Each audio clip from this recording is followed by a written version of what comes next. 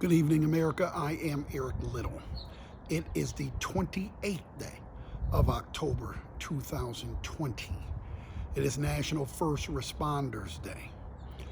I don't have to tell you how we feel about you first responders. You keep us safe, keep up the good work, and we'll try to get a new president for you that will get you the proper amount of help and PPE that you need, especially in the upper Midwest now. There are 6 days left until the end of the general election. I am near my home in Southern California, home of the world champion Dodgers and the world champion Lakers. No pressure, Rams. There are 6 days left to the general election, and this is the plain truth.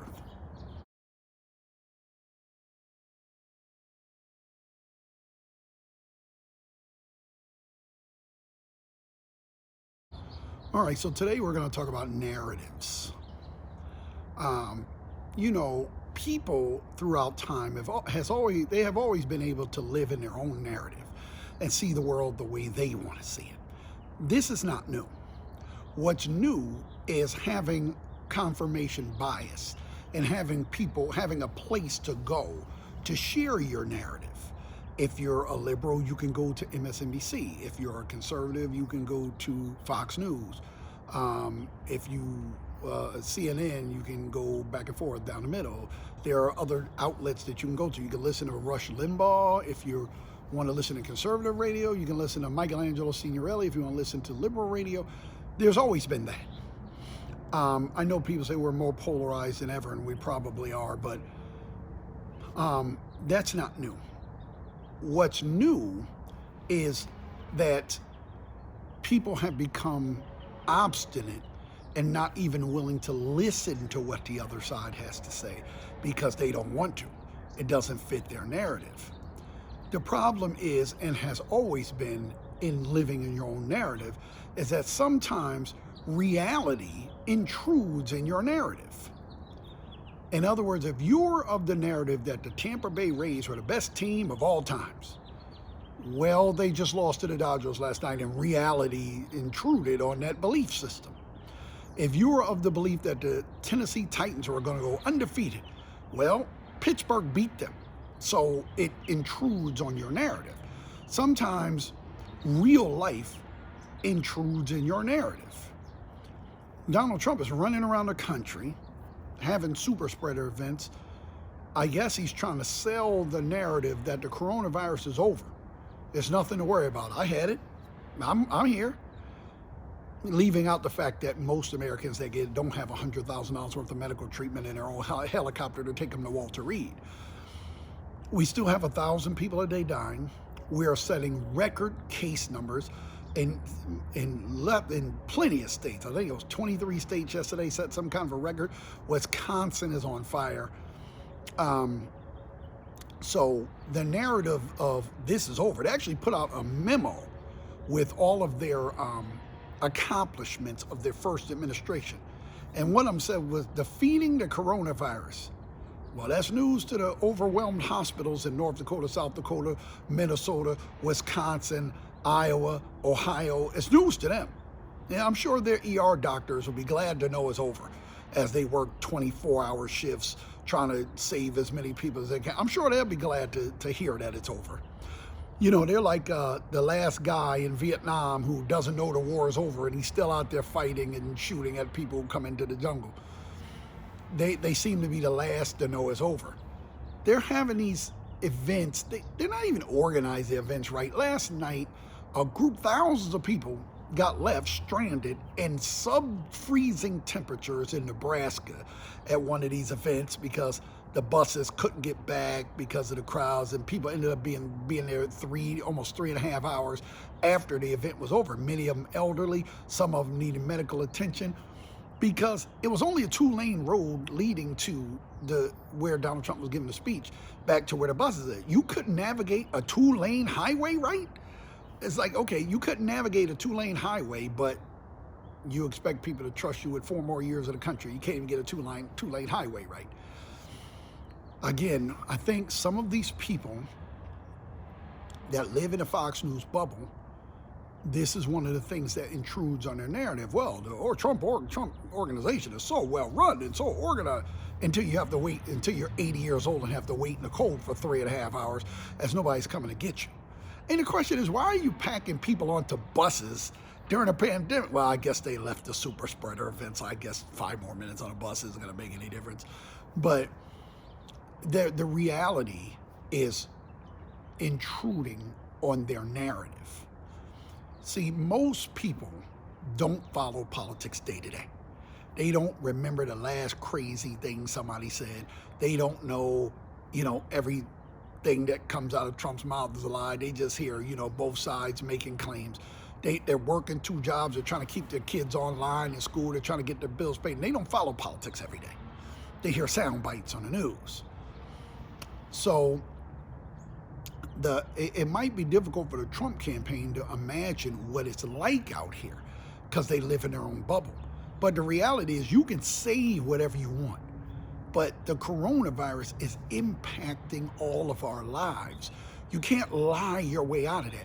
You can't tell me it's over, yet I'm working from home. My kids are schooling from home. I'm wearing a mask everywhere I go. Obviously, it's not over.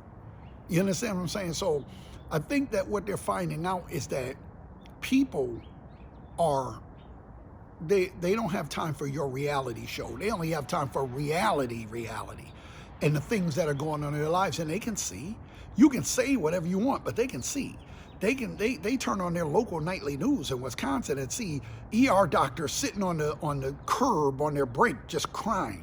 They got lines on their face from wearing that N95 mask for 20 straight hours. They can see.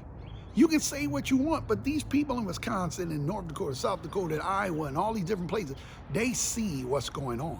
They're not going to say, yeah, I know I see this guy out here and he's sweating and he's crying and he hasn't had a day off in a month and he's had 8 people die in his watch. Yeah, but Trump said it's over.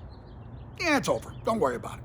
So it's not, the reality is intruding on their narrative.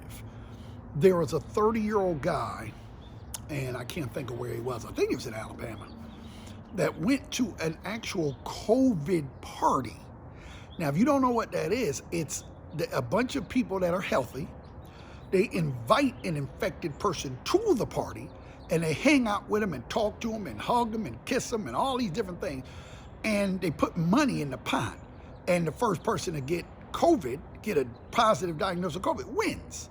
Because they're young and they think they're, immune, or they think that, my immune system is strong and I don't have any pre-existing conditions. And this guy was 30 years old. Well, he got sick. He got really sick. He ended up in the ICU and he ended up dying. And the last thing he said to the nurse before she intubated him was, I think I may have made a mistake. You hear these stories from all around the country. There was a guy who survived COVID.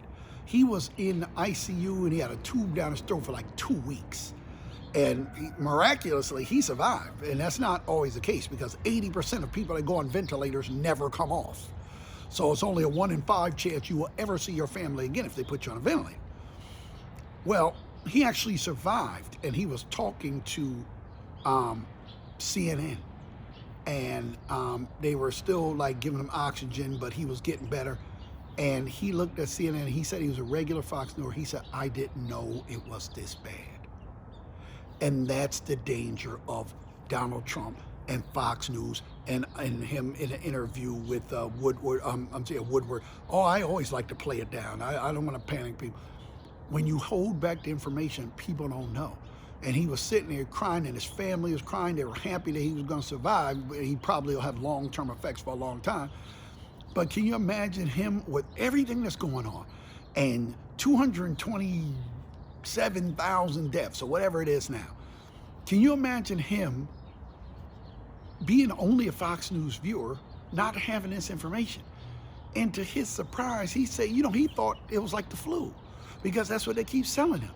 And he's sitting there gasping for breath, trying to do this interview with CNN, saying, I didn't know it was that bad. I know Fox News people and people who watch Fox News will never watch this video.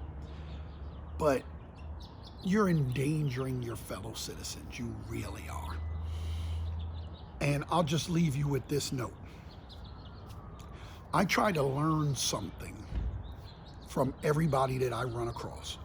I have an autistic son. I learn things from him. I try to learn from people I meet at the supermarket, gas station, laundromat, whatever. I try to learn something from every situation I'm in.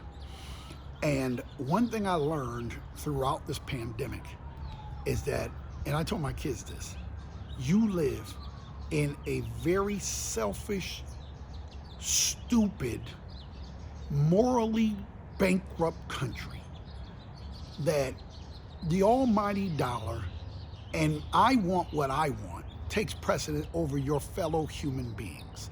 Just think back to remember the beginning of the pandemic? First thing people did, they started hoarding things. They were hoarding toilet paper. It's like, well, there's going to be a shortage. There's not a shortage. You know, you're not hoarding because there's a shortage. There's a shortage because you're hoarding.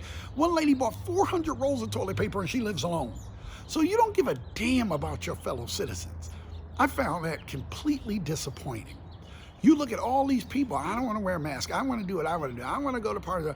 So you're, you know, this YouTuber out here in LA that's throwing these mansion parties or whatever. I mean, a TikToker or whatever.